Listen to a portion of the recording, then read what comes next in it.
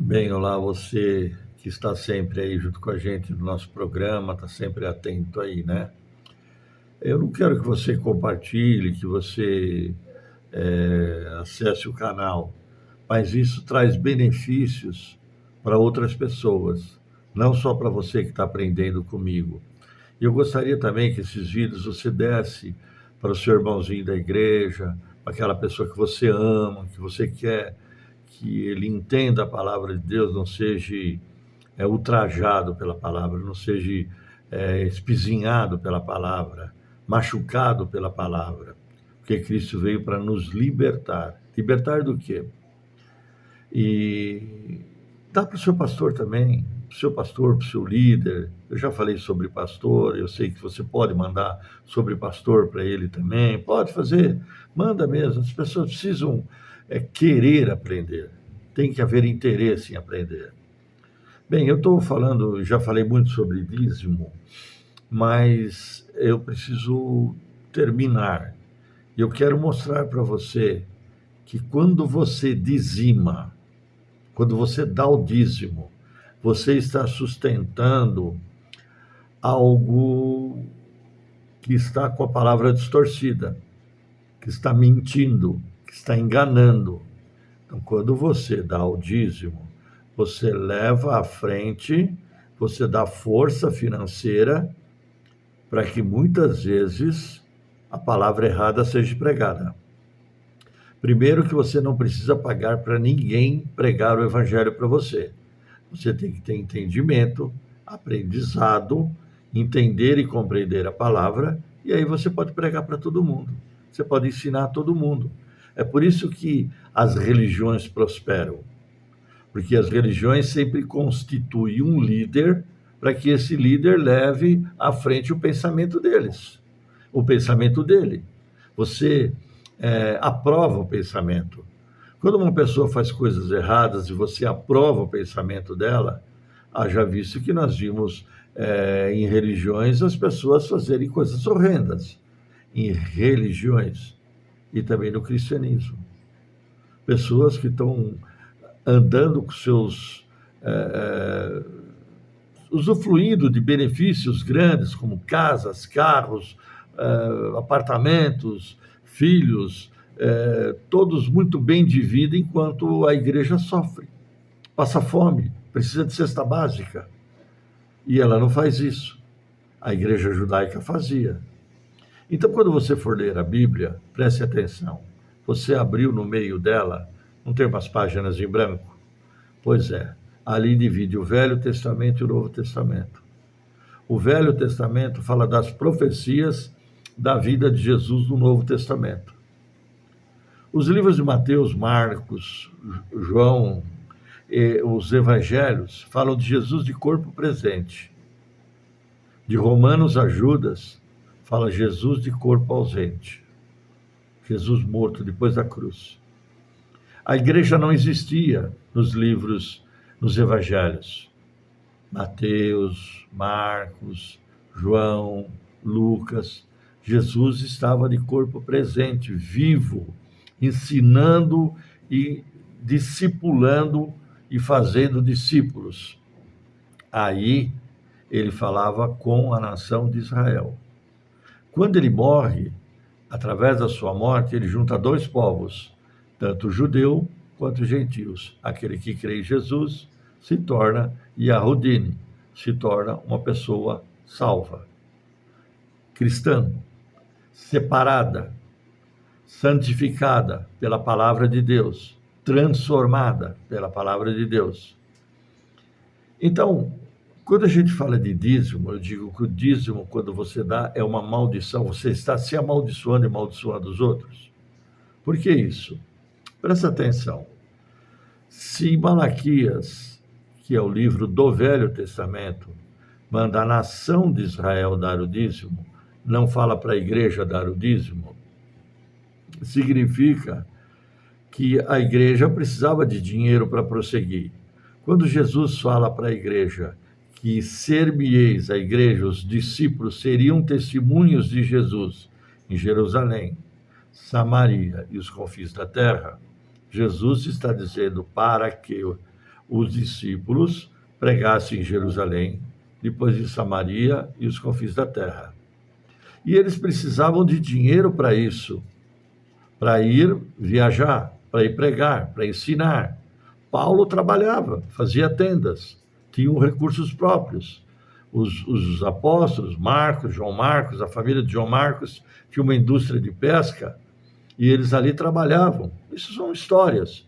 Mas esquece essas histórias, esquece que Paulo fazia tenda, esquece isso tudo e vamos só para o que a Bíblia mostra, só pelo arrozinho com feijão.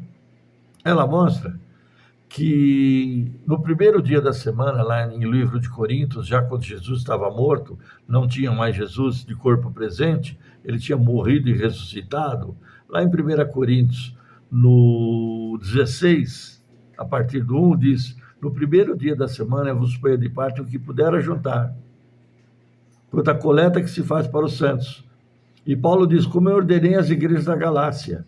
Então, não foi uma ordem para a igreja de Coríntios, foi uma ordem para todas as igrejas, que no primeiro dia da semana eles recolhessem o dinheiro para que Paulo, para quando eles fossem fazer as viagens missionárias, eles tivessem recurso, porque Paulo queria levar mais algumas pessoas com ele. Levou Timóteo, levou Apolo, e fez a prova com Apolo em relação à palavra, e eles prosseguiram financeiramente. Era para isso. Após a pregação ter alcançado, através dos idiomas que os discípulos tiveram para alcançar outras nações, eu já falei sobre isso, não é revelação, não é xaganaia, não é canta para cima, canta para baixo, que são línguas estranhas, são idiomas que levaram Paulo e os discípulos a pregar o evangelho até Samaria e os confins da terra. Essas viagens eram custeadas e eles precisavam disso e levaram esse dinheiro para isso.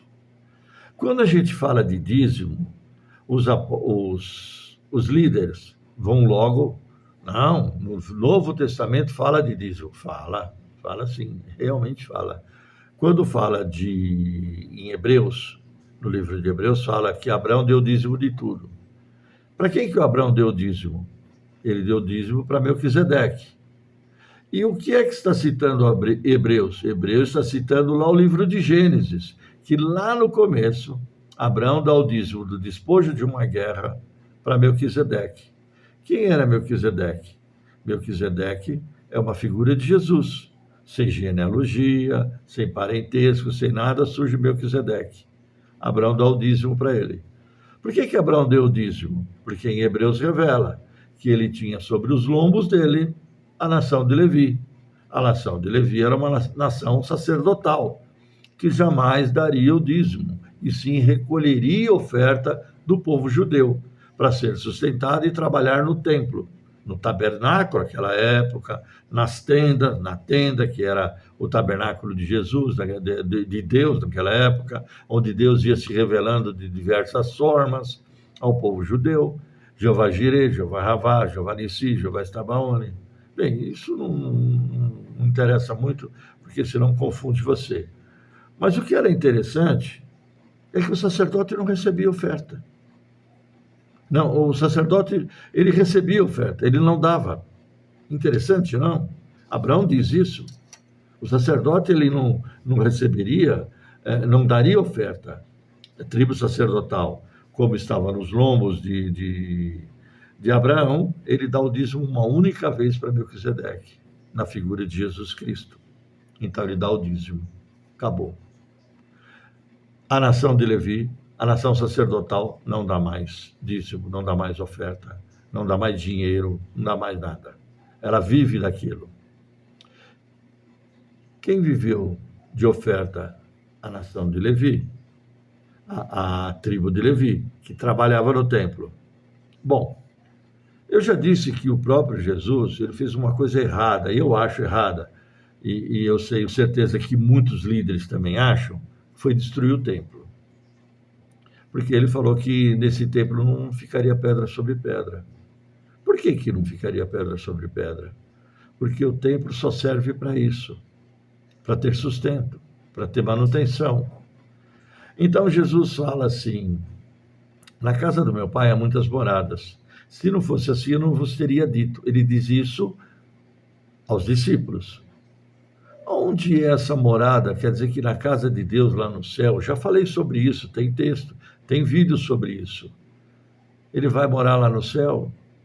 Então quer dizer que lá no céu tem casa boa, ou tem barraco? Qual será a minha casa lá no céu? Ele falou isso para os discípulos. Aonde eu for, vocês também irão. Opa! Ah, mas é só os discípulos, não sou eu. Eu não vou. Onde é a morada de Deus? Ele falou que ele faria morada em nossos corações. Faria morada em nós.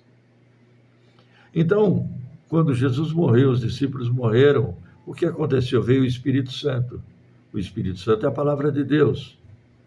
E quando você é introduzido no corpo de Cristo, significa que você faz parte dessa igreja. E essa igreja deixa de existir no âmbito material e passa a existir no âmbito espiritual dentro de você. É onde ele faz morada. Então a palavra está em mim.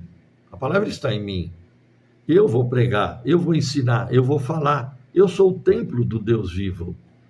Ele faz morada no meu coração. Eu sou esse templo. Então eu que vou ensinar.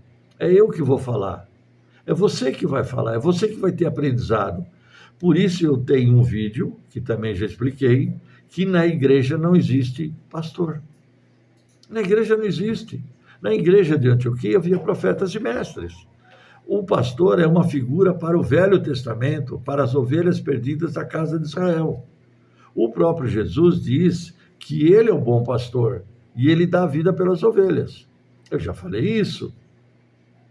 Algum pastor dá a vida por você? A Bíblia diz que Jesus dá. Dá e deu. Agora, lá em Colossenses, e agora eu vou ler um texto, e depois eu vou te dizer que nós estamos dando dízimo debaixo de maldição. Quando você dá o dízimo, você amaldiçoa. Você requer maldição sobre você. Em Colossenses, no capítulo 2, lá no versículo 13, está escrito assim. E quando eu recomendo que você leia Colossenses 2 inteirinho. Lê umas 10 vezes, eu já falei isso, 10, 15 vezes é muito bom. Principalmente para esses que não têm letra, literatura, não têm entendimento da palavra, não conseguem compreender, fala que o dízimo é para a igreja. Então, manda ler Colossenses, manda ler 10 vezes, talvez ele entenda. Se você ler só uma e entender, graças a Deus. Colossenses 2 diz assim: e quando vós estáveis mortos nos pecados e na incircuncisão de vossa carne, vos vivificou juntamente com ele, perdoando-vos todas as ofensas. Ele está falando lá no Velho Testamento. Quando você vivia no Velho Testamento, judeus viviam no Velho Testamento, ou você vivendo no Velho Testamento, não conhecendo a Cristo, ele vos vivificou, ele trouxe uma vida eterna para você. E ele diz assim: havendo riscado a cédula que era contra nós nas ordenanças, as leis obrigavam você a cumprir ordenanças. A graça não. Após a cruz não tem ordenança. Era só lá no Velho Testamento. E quando você pratica o Velho Testamento, você cumpre ordenanças. Dízimo é uma ordenança. Quando você pratica uma ordenança, você vai cair num pecado crucial. Vamos lá. Nas suas ordenanças, a qual, de alguma maneira, nos era contrária, e tirou do meio de nós cravando na cruz. Você não teme isso? Você não pensa quando você lê um troço desse? Ele riscou a cédula que estava contra nós, que era de ordenanças, e cravou na cruz. Se você pratica a lei, o Velho Testamento, você nega a cruz de Cristo. Você nega a morte dele. Foi insuficiente a morte dele. Não valeu. Preciso praticar ordenanças. Preciso obedecer à lei. Haja visto que dificilmente você vai a uma reunião e não se prega o Velho Testamento, costume, tradição, bênção, o Mar Vermelho vai se abrir e as muralhas de Jericó vão cair. Mas só caiu uma vez, o Mar Vermelho abriu uma vez só. Mas é assim que é ministrado nas religiões. E despojando, olha que interessante, e despojando principados e potestades, os expôs publicamente deles, triunfando em si mesmo. Portanto, ninguém vos julgue pelo comer, beber, por causa dos dias de festa, de lua nova, dos sábados, que são sobra. Não vou nem ler mais. Será que você não conseguiu entender isso? Como você quer carregar ordenanças? Você quer fazer com que as pessoas cumpram ordenanças? Você quer que as pessoas neguem a cruz de Cristo? Agora, uma coisa interessante, que vai ficar pior agora. Agora fica mais difícil ainda para você que condena as pessoas com o dízimo. Eu já vi até um cara aí que é expert, é o bambambam, ele é tudo, ele está em tudo quanto é podcast aí, podcast, sei lá como é que chama. Ele está em tudo quanto é lugar agora aí, porque ele é o maioral, ele sabe tudo, ele sabe tudo. Ótimo, ele sabe muita coisa, não posso dizer que não, mas ele disse que Paulo recebeu o dízimo da igreja. Paulo recebia dízimo da igreja. Meu irmão, cuidado com o que você fala. Não faz isso. Ele é de uma igreja que vive a lei. Então ele tem que estar a comando da lei, a comando dos seus líderes. Então tem que falar uma bobagem dessa. Agora, olha que interessante. Eu vou ler um trecho de Apocalipse. Apocalipse vai dar a revelação do final dos tempos. No Apocalipse, no capítulo 1, diz: revelação de Jesus Cristo, o qual deu para João. Lá no versículo... deixa eu começar do versículo 5. Olha que interessante. E da parte de Jesus Cristo, que é a fiel testemunha, o primogênito dentre os mortos e o príncipe dos reis da terra. Olha a qualificação de Jesus Cristo. Você obedece àquele que é qualificado, seu líder. É esse que você obedece. Eu obedeceria a esse. Esse aqui de Apocalipse 1:5. Eu obedeceria a ele. Porque ele está dizendo que ele é da parte de Jesus Cristo, né? Que ele está falando para João, que é fiel testemunha, o primogênito dentre os mortos. O primeiro que morreu dentre os mortos. Não tem o segundo ainda. Tem só o primeiro. E ninguém que morreu ressuscitou. Portanto, você aí que dá até dízimo para santo, cuidado, porque não morreu e nem ressuscitou por você. Agora Jesus Cristo sim. Então, eu já vi, hein? Dízimo para santo. A santaiada, ela também está recebendo dízimo. Testemunha do primogênito dentre os mortos, o príncipe dos reis da terra, aquele que nos amou e em seu sangue nos lavou dos nossos pecados. Quais os pecados que a gente tem? Adultério, pular lá, roubar o outro, tudo? Não. A Bíblia diz que esses pecados todos são perdoados. Agora, o seu sangue nos livrou de qual pecado? Libertou de qual pecado? O pecado da transgressão da lei. Esse sangue foi para isso. A cruz foi para isso. Para aniquilar a lei. Acabar com a lei. Agora eu vou encerrar porque meu tempo está acabando. E nos fez reis e sacerdotes para Deus Pai. A Ele a glória para todo sempre. Amém. Ele te faz sacerdote e você nega a cruz? Sacerdote não dá dízimo, meu irmão. Sacerdote recebia. Que vergonha. Que vergonha. Fazem pelo menos 30 anos que eu prego contra o dízimo. 30 anos, 1, 2, 3, 30 anos que eu prego sobre o dízimo. E ensino sobre o dízimo. E está difícil mudar. Muita gente mudou. Muita gente aí, tem muitos líderes aí que estão... Um deles que me ouviu muito foi o Caio Fábio. Eu vou falar o nome dele porque eu sei. Ele prega a graça. Ele prega a graça. Agora alguns pregam a desgraça. Fazer o quê?